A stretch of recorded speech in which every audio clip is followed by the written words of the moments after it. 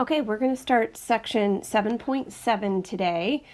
We've been working through this chapter on logarithms, and we're going to be introduced here today to what a natural logarithm is. There is a different button on your calculator that I'm going to introduce you to.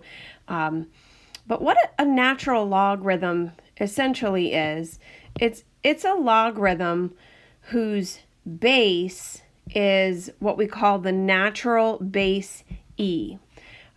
You guys are probably familiar with, on your calculator, there's a button for the pi symbol, and we know when we press that button or we see that symbol, we know that it represents a specific number. 3.14 keeps going on and on and on, repeating. Well, your calculator also has a button that looks like a lowercase e, okay, and that is located underneath the division key on your calculator. So if you were to hit the second button followed by the division key, you would be selecting what we call the base e, or natural base e. Okay, that also, like pi, is a specific number. It's a decimal that keeps going on and on and on. Okay, it's 2.71828, etc. Okay, so this is a very specific value. So when we talk about a natural logarithm, we're talking about a logarithm whose base is not 10, but is e. Okay, and keep in mind, when you see an e, it is representing this specific number here that we get from the calculator. Okay, now if you recall, with common logarithms, we had said that the base is 10. Okay, of course, the argument could be any number. I'll just make the argument 8. We said that an abbreviated way of writing that is if they didn't show you the base of your logarithm, you were to assume that the base is a 10. Well, there is an abbreviated way to write a natural logarithm. You can write it out longhand, where you're showing the e, like right here, as your base, or you can kind of rewrite this whole piece right here. A log with a base e can be abbreviated with the letters ln. Okay, now if you write ln, that includes that the base is an e. You would not write it like this, ln, and then show a little e down there with an x. Okay, the ln is already including the fact that the base on your log is an e. So here's an example. Instead of writing out log base e of 4, you could see it written like this, and that's pronounced natural log. I'm not sure why the L comes first and the N comes second, but it's pronounced natural log of 4. And we know that essentially that means a logarithm whose base was that natural base e number. The argument is 4. And so here's what we're going to practice in just this first example here. We want to practice writing every exponential equation as a logarithmic equation and vice versa. So you can see the first two equations here, well, actually the first equation is expressed, actually both of these are in exponential form, okay? And we want to switch this into logarithmic form, okay? Because we're given a little exponent here, okay? So this is taking us all the way back to section 7.3 when we learned how to convert back and forth between exponential form and logarithmic form, okay? Whatever our base is, in this case it's the e, that's what we're writing as the base of our logarithm. Whatever number or variable is over here on the other side of the equation by itself, that's actually the argument of the logarithm. And we always set that equal to the exponent. In this case, that's x. Okay. Now, we want to get into the habit, though, of writing using this abbreviated form ln, which kind of prepackages up the log with the base e. Okay. So I'm going to swap out the log base e for the symbol ln and write this as natural log 8 equals x, okay? That's how I'm going to write that in logarithmic form. Okay, let's go ahead and try the second one here. Again, the base is e. The argument this time would be the x, and the exponent of 5 is what goes on the other side of the equation by itself. Okay, again, we want to get used to writing this in its abbreviated form, so I'm going to swap out the log base e for the symbol ln, and this is how we would write it in logarithmic form. Okay, now let's go the other direction here. We're going to take a couple of equations that are starting out in logarithmic form. I can see that because I see the ln. I know it looks a little unfamiliar when you see ln. You're used to seeing log, but we want to keep in mind that what that ln is representing, and I'm just going to write it out longhand here so that we can see that ln is representing a log with a base e. Okay, the argument is the x. And then over here on the other side, we can see we have this number here. So I'm going to write that out longhand so that it's very clear that the base is e. Okay, so when I write this in exponential form, I'm using e as my base.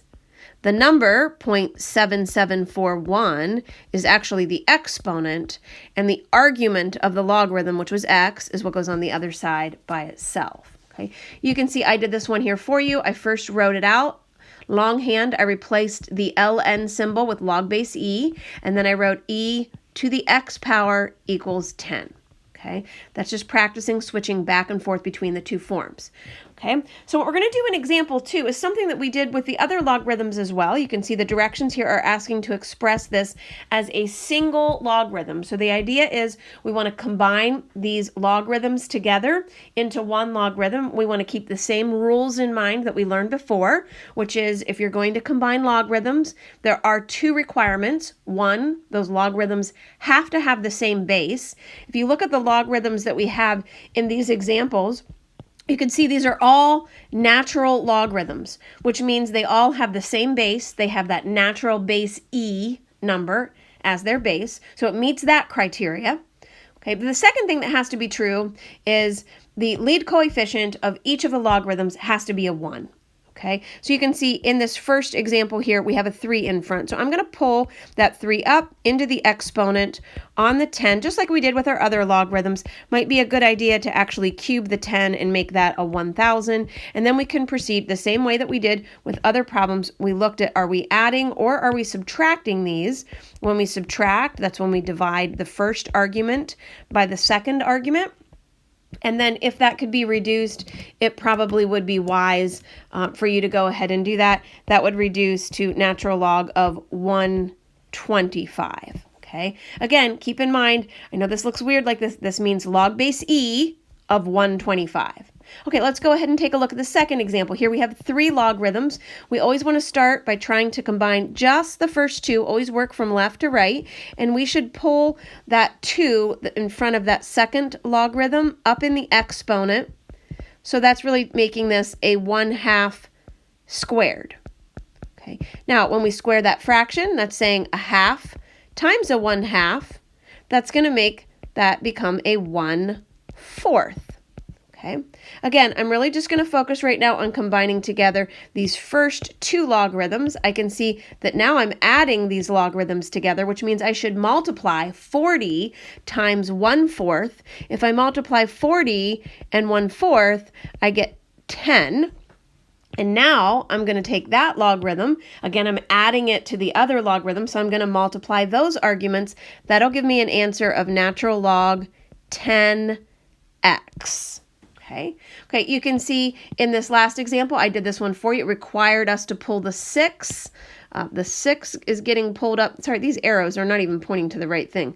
Should be pulled there, and that 2 should be pulled in the exponent on the 4, which you can see that's what I did here. It would be wise to do 8 to the 6th, to do 4 squared, and then you can see we were subtracting, so I divided and then simplified. Okay, so now let's take a look at how to solve 2 different types of equations. Okay, I'm just going to mark off here. These first equations here in example 3, these are exponential equations. Okay, if they start out as exponential equations, and here's how I know they're exponential. Do you see how, look at where the x is. It is in the exponent. If you look at these last 2 examples, I can tell that these 2 examples are logarithmic equations because I can see there's a logarithm. There's a natural log here, there's a natural log there. When you're doing exponential equations, your strategy should be to isolate whatever has the variable in the exponent. Okay, so you're just trying to get that by itself. I like to put a box around whatever has the variable in the exponent. If you look at the first example, technically what has the negative 2x in the exponent is just the e. Okay, it doesn't have anything to do with the 4. The 4 has its own exponent of a 1, technically. So what we need to focus on first is we just need to use our algebra skills. We need to start moving things to the other side of the equation until the only thing that remains on the left side is that e to the 2x. So obviously, the first thing we would need to move would be the negative 5. So we're going to add 5 to both sides here. Okay, that'll make that an 8. Okay, the second thing we should be moving is that 4. Okay, that'll make that a 2 on the right side. Okay, now that I have isolated what has the variable in the exponent, we want to do what we did back here in example 1. Okay, if it starts out in exponential form, we want to try to write it in logarithmic form. And then when we get to the last two examples on this page here, when it starts out in logarithmic form, a lot of times it's helpful if we switch it into exponential form. So let's go ahead and try that. Let's take this equation and let's put it in logarithmic form. Now you can see the base is an e. So when I write this in logarithmic form, I'm going to be using an e as the base. The 2 is the argument, and the negative 2x is the exponent that goes on the other side. Okay, now I'm going to go ahead and write this log base e part right here using the abbreviated form ln, and then 2 is my argument. Okay, now keep in mind that the overall goal is the directions here say to solve. So we're trying to solve for x. So you can see to get the x by itself, we're going to need to then divide both sides by negative 2. And that leaves us with natural log of 2 divided by negative 2. Now, I haven't told you about the natural log button yet on the calculator, but if you have your calculator there handy, I know that you know where the common logarithm button is. It's kind of to the left of the number 7 button. If you look directly underneath that button, kind of to the left of the number 4 button, you will see the LN button. That is the natural logarithm button. That's what you're going to press on your calculator. You're going to type natural log of 2. Make sure you close up the parentheses around the argument of the 2, and then divide that by negative 2, and that will give you an answer that x is approximately negative 0.35. Okay, so this is kind of nice with natural logarithms, just like common logarithms were great because there's actually a button on our calculator for that. So let's try one other one. You can see I did this one here for you where I was getting that e by itself first. You can see right here I got it by itself, and then the next step I switched it into logarithmic form. And then I still had this negative 1 in front of the x I had to divide by. But this is totally something you could type in the calculator because there's a natural log. Okay, so I want to get by itself whatever has the variable in the exponent. 7 is what has the variable in the exponent. So it looks like this is already kind of by itself. I can move right into just trying to put this into logarithmic form. Okay, now you have a couple of options here. You could put this into logarithmic form by writing log base 7 of 55 equals 4x. So I'm going to label this as option number 1. Okay, and then I'll show you a second option which you may prefer here. We'll be doing this with a lot of word problems that'll be coming up in the next few days here. But let's look at option number 1. Now you'll notice this is not a natural logarithm because the base is not e. Okay, it's also not a common logarithm. So those two buttons, LOG and LN on the calculator, are rendered useless unless I can get these switched into like a common logarithm or a natural logarithm. Well, there was something we learned a few sections back called the change of base formula. Okay, the way that worked is we were able to change the base of each of the logs here. I'm going to write log base 10 in the numerator, log base 10 in the denominator. The original argument, 55, stays the argument of the logarithm in the numerator.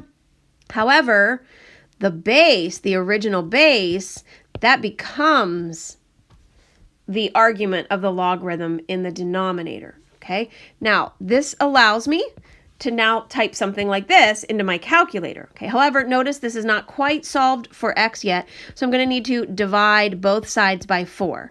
So you would want to type in log 55, close up the parentheses, divide by log 7. I'd probably hit enter, and then divide that whole answer by 4. That's going to roughly give you an answer of 0.51.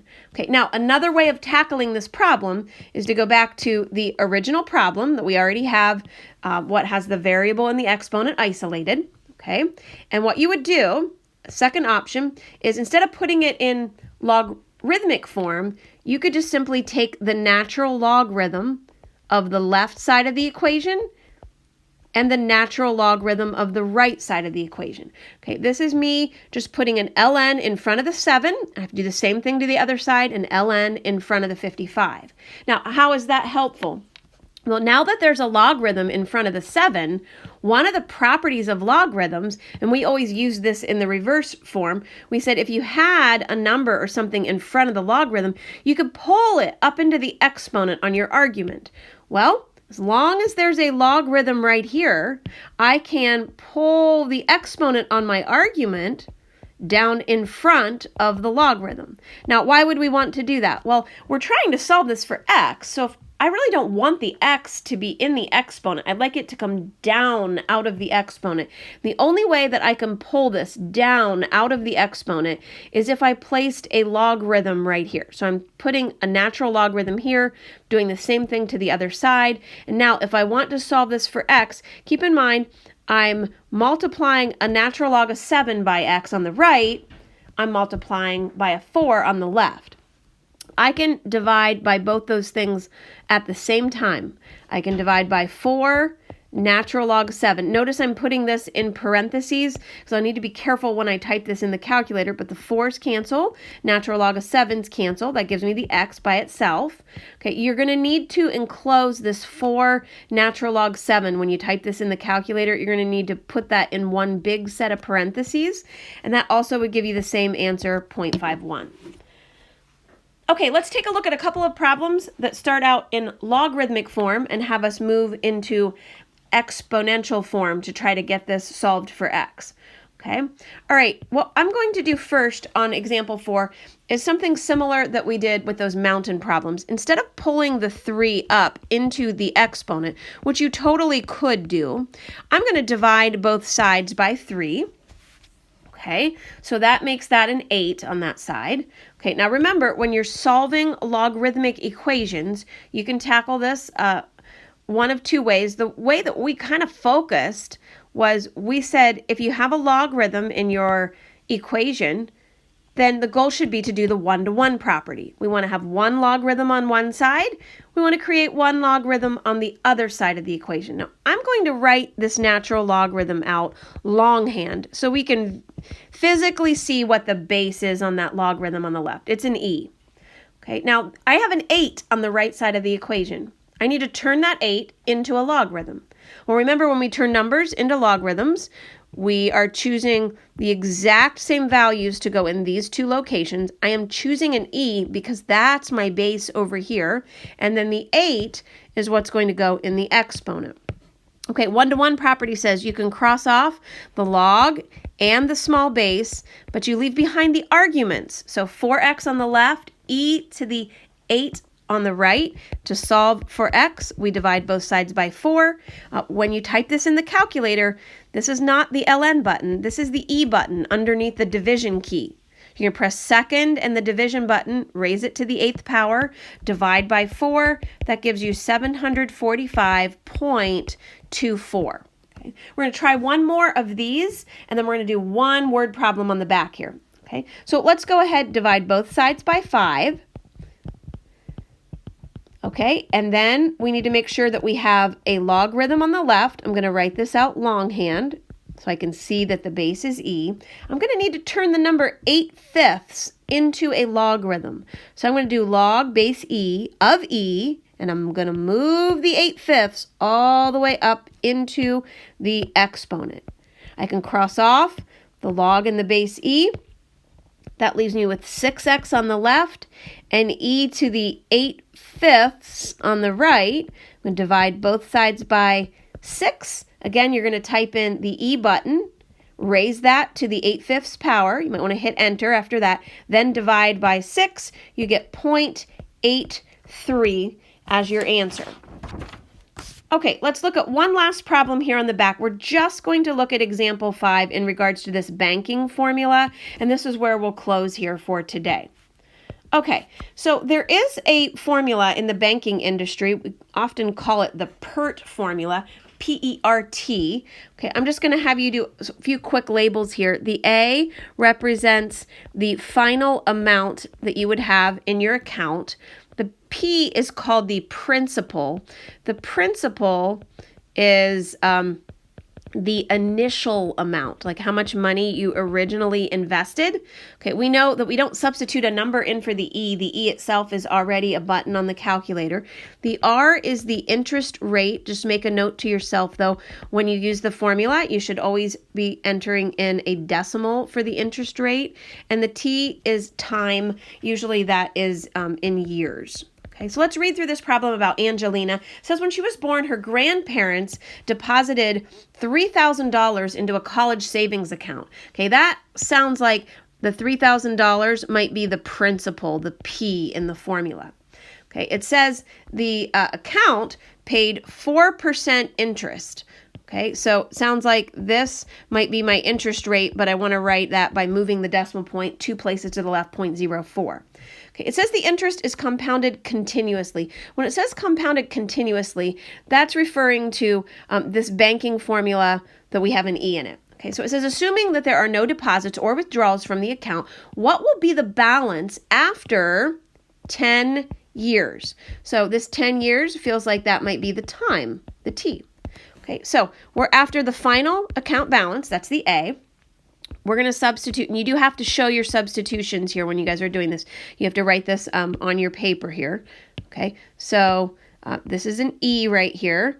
Okay, my exponent is 0.04 times 10. Okay, I would go ahead and type that in the calculator. A lot of people mistype these, so make sure you practice typing that into your calculator. The answer should come out to $4,475.47 is how much money after 10 years there would be in her account.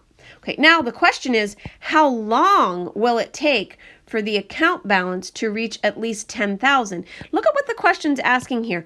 The question is asking for time. Now they're telling us the final balance is $10,000. Okay, so we're going to take $10,000, plug that on the left side of the formula for the A.